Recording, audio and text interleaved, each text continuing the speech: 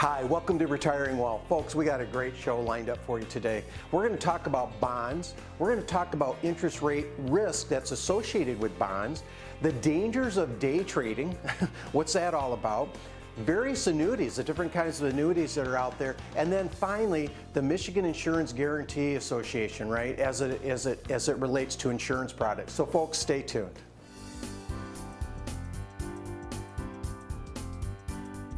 Retiring Well, brought to you by Centennial Wealth Advisory, financial advisors specializing in retirement planning and serving all of northern Michigan. Retiring Well, helping you plan for a successful and comfortable retirement.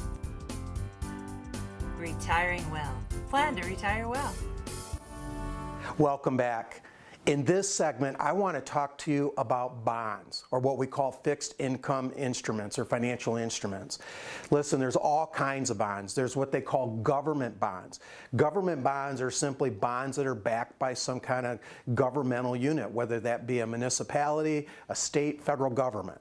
Okay? Now, bonds can also be corporate, or what we call private. These are bonds held by that corporations issue. Okay? Bonds, for the most part, are debt instruments. Okay? They're backed by the full faith credit of the person that issued the bonds. So if you're getting a corporate bond, it's simply backed by that corporation. Now, most generally in the financial world, bonds are considered safer than stocks. And here's why. Because it's a debt instrument, it actually in a case that company was going bad or went in default, bonds get paid before shareholders get paid or stocks get paid. So, and in case of a governmental unit, they can tax the people to pay that bond. So for all practical purposes, for the most part, bonds are usually considered a lot safer than stocks because they get paid off first in the event anything goes wrong. So credit qualityness is going to be a very important factor. It used to be said that, municipality bonds were, were all safe. Because they could be backed up by the municipality. But now we're seeing municipalities file bankruptcies. So, are they all that safe necessarily? So credit qualityness is going to be a huge, huge factor, especially when it comes to corporate bonds. How solvent is that company? How good is its ability to be able to pay that bond back? Well, that can be measured. We can do that through an analysis to see, how those rate. You have to understand too, bonds are interest rate sensitive.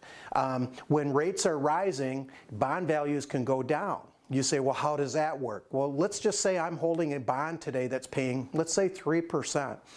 But tomorrow, because the interest rates rose, interest rates went up to 4%. Now I can get a bond paying 4%. Who wants my bond paying 3%? So they're going to adjust the value of that bond accordingly for all the lost interest that I'm not going to be able to get with that bond. So as interest rates rise, bond values can go down. Now, the taxability of bonds is a huge thing as well. If you're in a federally government-backed bond, it's usually going to be state tax exempt. If you're in a municipal bond, state bond, it could both be federal and state exempt in some cases. So there's a lot that happens with bonds. I hope this was valuable. But if anything, if you've got a strong bond portfolio and you want to just see how it stacks up as far as credit quality and this and that, then certainly give us a call.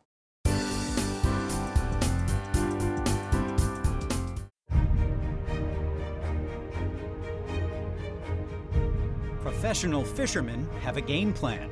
Knowing what lures and what bait to use is key. As you can see, we aren't professional fishermen, but at Northern Michigan's Centennial Wealth Advisory, we are professional financial advisors. And just like a good fisherman, we have a plan, a holistic approach for your financial future, using income planning, tax planning, estate planning, wealth management, and healthcare planning to help you plan to retire well. We have lived in Northern Michigan all our lives, and we have offices in Traverse City, Gaylord, Petoskey, and Cadillac. Give Centennial Wealth Advisory a call or visit us at cen-wealth.com and let us help you plan to retire well.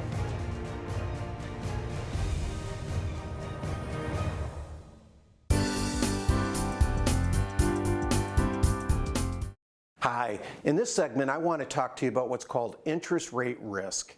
Now, I talk about this in the bond segment because if you didn't know it, bonds have interest rate risk associated with them. Think about it. Again, if I have a bond paying 3% and tomorrow I can get a bond paying 4%, who wants my bond paying 3%? So they'll discount that bond fund 1% for the lost interest, right? Now you want to analyze the duration, right? What's the average duration of those bonds in that fund? If that's, for example, 6 years, well, then they're going to discount that bond fund by 6%, right? 1% over 6 years. So just understand that the ability to get behind any bond portfolio and analyze, not only the credit rating of the bonds, but basically the duration to see how much risk you're taking. Because you have to understand, the longer the duration, the more interest rate risk you have accordingly. Now, a lot of people say, well, Larry, if I hold that individual bond to maturity, they're not going to discount that. That's very true. That's when you're holding individual bonds. But what I'm considering or when talking about is what's called bond funds, okay, a little bit different. Now, you should expect a higher interest rate for the longer you let them hold it, right? Think of a CD. All right, if you give the bank 1 year to hold that CD, they're going to pay you a rate, but if you give them 2 years, they're going to pay you a little bit higher rate, right? So most generally, people trying to get a higher interest rate are going to try to, extend or get a little bit more duration.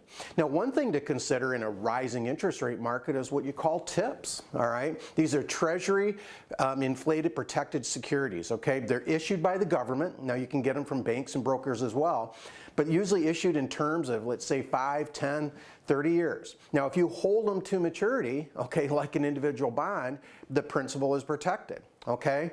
But once you buy them, if there's inflation, then the price of that tip is going to go up. If there's deflation, the price of that's going to go down, unless, again, you hold it to maturity. So this is a great investment instrument, in a rising interest rate market. Now, you have to understand one of the disadvantages of these is that the starting interest rate they give you is usually generally a little lower than what you can get out there in other fixed income accounts. But something to consider in a rising interest rate market if you want to protect yourself. Now, one thing you want to consider is in a rising interest rate market, one of the concerns people have is locking in duration, right? They want to lock something in for a long time when the interest rate might go up. So what you might want to consider is what's called a laddered approach. Have some investments that are 1, 2, 3, 4, and maybe 5 years out. And then as the 1 year comes up, you renew. The idea being that if interest rates rise, you can renew at the higher interest rates. Something we haven't been able to do for some time because we've been in a declining interest rate market for a lot of years. Hopefully you found this of value. If we could be of any help in maybe in analyzing your portfolio for that risk, then certainly give us a call. Art, I wanted to talk about that interest rate risk because there's so many people that, have these bond portfolios, right? They think they're safe because they're not in the market. Maybe they don't have any equities, but they have no idea that they have another kind of risk, right? Which is interest rate risk. It used to be that, when people were in their working years, they were in what they call the growth and accumulation phase of their life. And then when they get to soon to be retired or retired, they're moving into now what's the preservation, wealth, and income phase of their life. And predominantly, they would go from equities to fixed income or bonds, right? But today, that's when bonds were paying a lot more. I think back in 2000, it might have been 5, 6, 7%. Today, very low yield. So, not only is it concerning that, they're trying to be safe, we're not getting any yield or growth, but now they've got this interest rate risk associated with it, which is, kind of makes it more challenging, right? No, absolutely, Larry. I kind of liken the retirement planning here when you look at this. Long ago you talked about 2000s. I think of it like fixing a car. Back in the 70s and 80s, if you had something wrong with your car, you could dive in and fix it. You could see what was wrong with the car. Now there's all this going on. Retirement planning is kind of the same thing. There's these new challenges. Interest rate risk, used to be go stocks to bonds, life was good, retirement was good. Now all of a sudden we have these challenges. How do you potentially circumvent that, or how do you at least know about that? You want to have an analysis done on that. What we can do here at Centennial Wealth Advisory is get behind those bonds, get behind that fixed income, and see what the duration is, see what the credit qualityness of those bonds are. If you have equities, looking what that exposure is of that, and how that may be able to help them in their retirement planning, right? That's right. Yeah, I can't stress that enough, folks. If you're somebody that has that bond portfolio out there and you want that kind of an analysis to see what your average duration is, what the credit quality is of those bonds, then by all means give us a call. We can do that for you, right? We can actually analyze those equities too to see how much risk you have there. So folks, encourage you, if you're somebody that's out there that wants that, then certainly give us a call.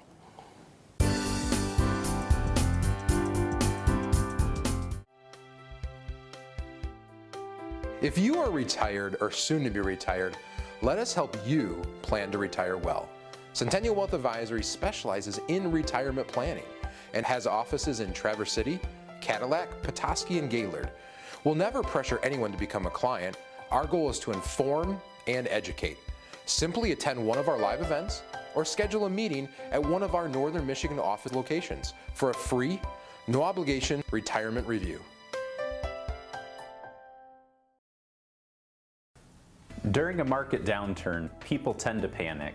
That's a natural reaction to seeing your retirement savings decline right in front of your eyes. Take a deep breath. We can help. We recommend the following 3 steps. Number 1, schedule a risk exposure review and make adjustments if necessary.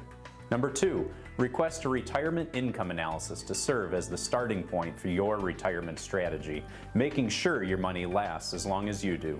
And number 3, develop a holistic financial plan. Call or click to request a free, no obligation meeting, either in person or over the phone or video chat. We look forward to meeting you. Plan to retire well.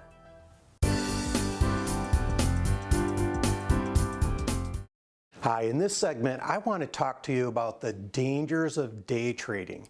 Now, the reason I want to talk about this is, with the pandemic, we had that stimulus money a lot of people got, and all of a sudden there was just a sharp spike in day trading. You've got these apps like Robinhood that are very easy to use.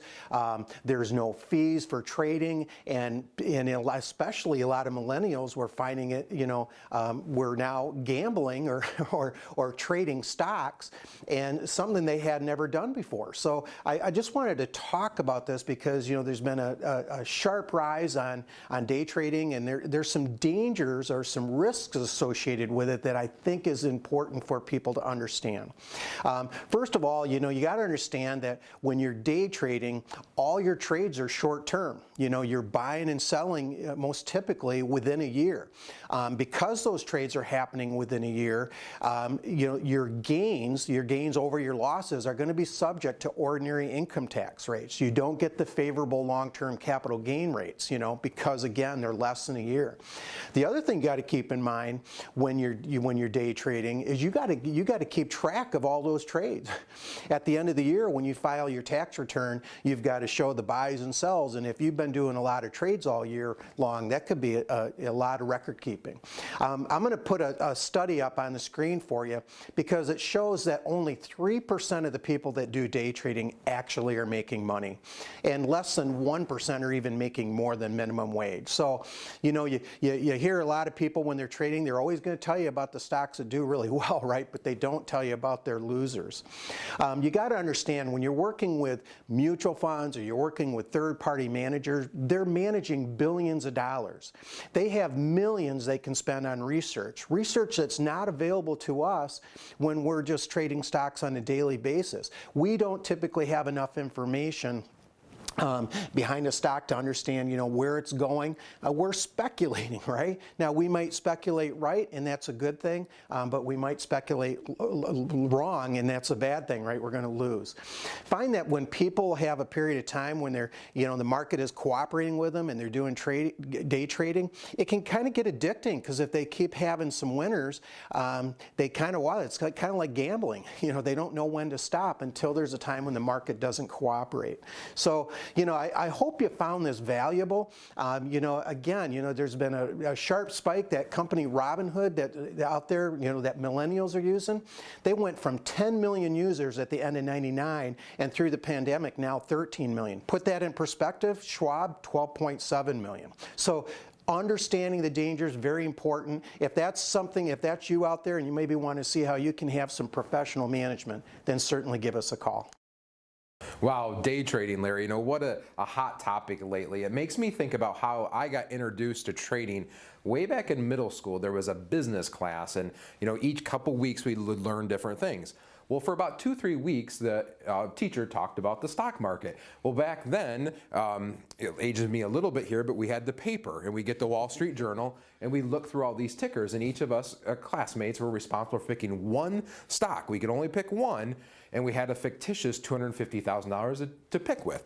Well, all the kids out there were picking, just stocks that they knew, Nike and the various things that were fresh to them. Well, I went through and found the cheapest stock I could buy because I could buy the most shares. Sure. Well, guess what? I got lucky, and the stock went way high, and I won the little fictitious event, and I don't remember what the prize was, but the point of that is it's kind of addicting.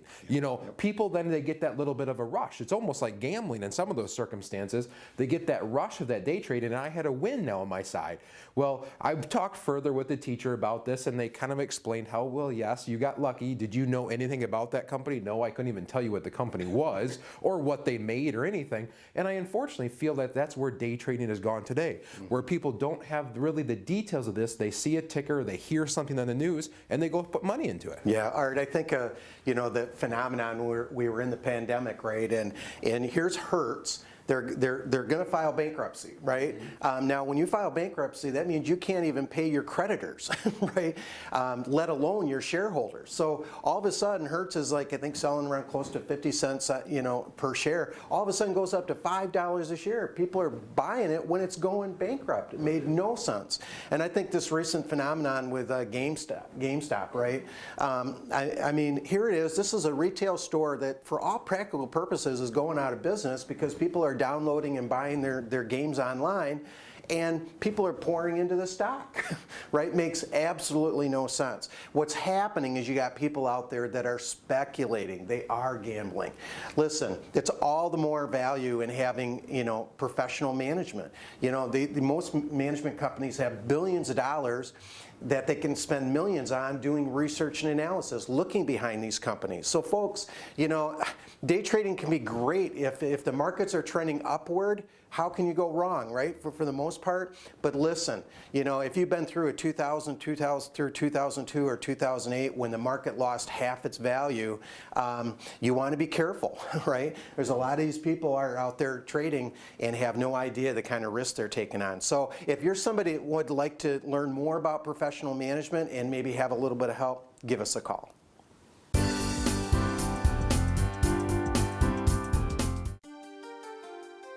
Will your money last as long as you do? Check out our free instant download on sen-wealth.com on the key financial challenges that can make or break your income plan in retirement. To receive this instant download, simply visit sen-wealth.com, scroll down, and click Download Now to receive your copy of Will Your Money Last as Long as You Do? Simply visit sen-wealth.com.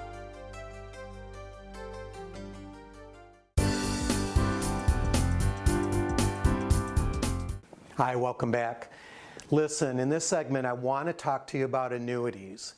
Now, anytime we're talking about annuities, we're talking about insurance products, because annuities are financial instruments that are usually involving an insurance company. So very important to understand. Now, a lot of people see a lot of what I would call negative press on annuities. They see the ads that say, I hate annuities, and here's 10 reasons why. The truth about annuities is there's a lot of different kinds of annuities. They're very complex. So depending on what your needs are, they can be good, but they can be bad. It really just depends on your circumstances. The one I can think of right off the bat is what they call an immediate annuity. Okay, an immediate annuity is a lump sum the insurance company is going to hold. It's this lump sum of assets, and then they're going to give you a guaranteed lifetime payout for the rest of your life. Guaranteed lifetime payout sounds really great, right? But here's the drawback. If you should pass away, guess who keeps the rest of the money? The insurance company. Doesn't sound very attractive. But if I'm somebody who doesn't care about leaving anything behind, maybe so. Another kind of annuity is what they call a variable annuity. A variable annuity, kind of looks like mutual funds in a sense. They call them sub-accounts, but they're with the insurance company. So it can hold investment risk. It can actually go down in value. But a variable annuity will have another side to it where they give you guaranteed income for the rest of your life, just like the immediate annuity. Now the difference in this case is if you passed away, there's some account value left. The insurance company just doesn't keep the rest of it. But that's going to be dependent on how the market is done if it hadn't taken too much investment risk while you were in it. Could be a plus though if you're looking at it from the guaranteed income standpoint. Another kind of annuity would be a fixed annuity. That kind of looks like a long-term CD. It might be 3, 5, 7 years in length.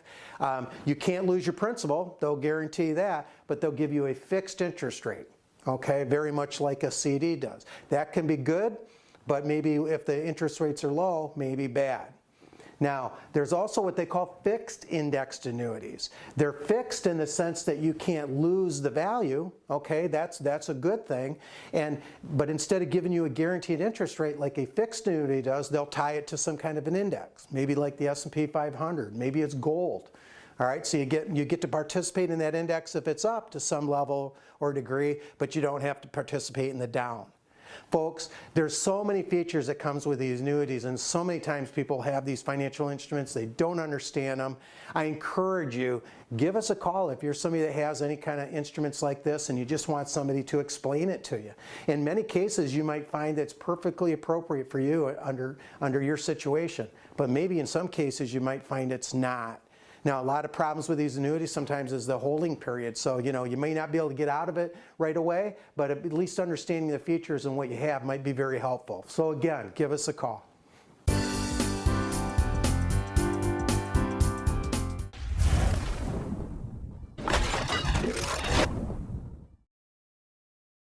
What are these expense ratios you find in mutual funds?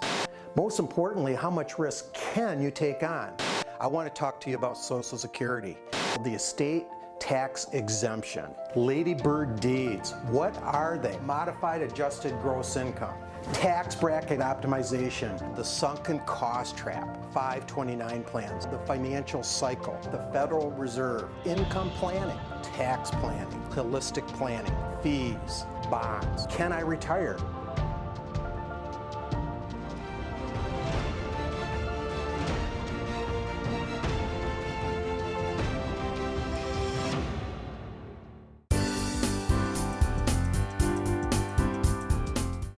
Hi, listen, in this segment, I want to talk to you about what's called the Michigan Insurance Guarantee Program.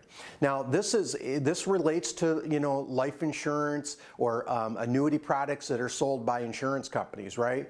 When you have money at a bank, you have what's called FDIC insurance, right? But a lot of people ask, hey, what insurance do I have if this life insurance company I'm dealing with, goes bankrupt, right? How am I protected? Well, I thought it interesting, and I wanted to talk about this because there is actual protection. Okay, first of all, there's an association in Michigan. It's called the Michigan Life and Health Insurance Guarantee Association. Okay, it's a nonprofit organization. Any insurance company that sells any product in the state of Michigan has to participate in this program. Okay, it's set up to basically protect policyholders in the event that insurance company can't pay its obligations. Okay, now all 50 states usually have some sort of a program like this. Okay, so what it does is it protects you from any damages. Okay, and when I say damage, I mean actual damage. Let's say I have a contract that's worth $500,000 and the insurance company can only pay 50 cents on the dollar. I have damages of $250,000, right? So here's where the protection comes in. Now, for a death benefit on a life insurance contract, you're insured through this program up to $300,000 of damage. If you have cash value in a life insurance contract, you're protected up to $100,000 for damage. If you're in an annuity, you're protected up to $250,000. If you have a disability policy, okay, you're protected up to $300,000. And then for health, it's basically $500,000 of basic, hospital insurance. So, this is a huge protection, right?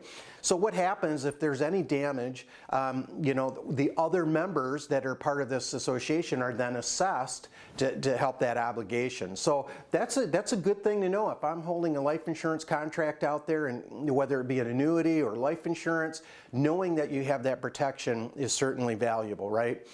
Now this should not fully replace a credit rating by that insurance company. I mean, what do these credit rating companies do, right? They're looking at solvency, looking at financial strength, the ability of that insurance company to pay their obligation, right? So looking at that credit rating is also going to be very helpful. Listen, where you see an insurance company issuing a guarantee or talking about a guarantee, it's a promise to pay, right? And there's usually going to be a contract associated with it. The government puts high reserve requirements on these companies because of those guarantees that they want to provide. But certainly understanding that you have that insurance program with the state is also very valuable to know, isn't it? Anyway, if that's something you want to know more about, certainly give us a call. Wow, Larry, two really, really great segments there. I think when people hear the term annuity, some people kind of cringe and immediately kind of put up defense and not want to talk about that. And like you talked about, yeah, like any investment, you don't want to put all your eggs in that one basket with anything, especially with a product like an annuities or insurance or stocks or bonds, any of it. I liken it to this. Here at the office here, we've had some remodeling work done, some new flooring in our entryway put in, and our contractor, I noticed, spent half of the day bringing in various tools, and he's got toolboxes and, sanders and paintbrushes and all this sort of stuff that he's going to work with. Well, why was he doing that? Well, not one single tool is going to be able to do that whole job. With retirement planning, it's kind of the same thing. Us as financial advisors, we have our toolbox of things that we're going to use. We're not just going to pull one tool out. And I'd be concerned if an advisor just said, this one tool is going to solve all of your problems and plan for your retirement planning. Because how is that possible? They all do different things at different times, just like a contractor does with their toolbox when they're doing construction. I had a client come in recently, and they had all their portfolio was basically the same thing, and they had a significant amount of assets saved, and we started walking through that. They had no idea why they had it, what its advantages and disadvantages were, and we started exploring these different investment tools, and it was a really eye-opening experience as they got exposed to other things. Yeah, I hear, you'll see these ads, I hate annuities, and here's the 10 reasons why. But if you look behind those companies that are saying that, you'll find out they're selling you something else, right? So you want to be careful. Annuities are very complex financial instruments that have a lot of different components. And so if you're somebody out there that has one of those and you want to know what you have, then certainly give us a call. We'd be glad to do that analysis for you.